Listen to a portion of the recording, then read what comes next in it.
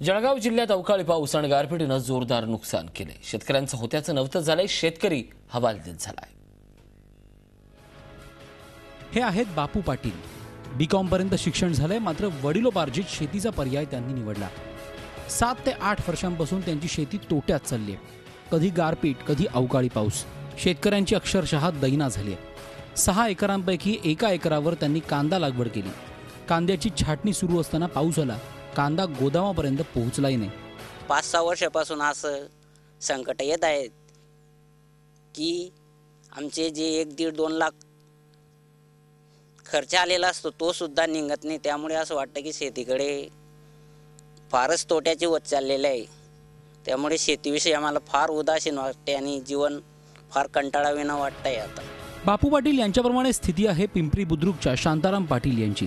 त्यांनी 8 एकरांवर कापसाची लागवड केली। आधीच पाऊस उशिरा आल्यामुळे 70 ते 80 क्विंटल येणारा कापूस अवघा 15 क्विंटलवर आला होता।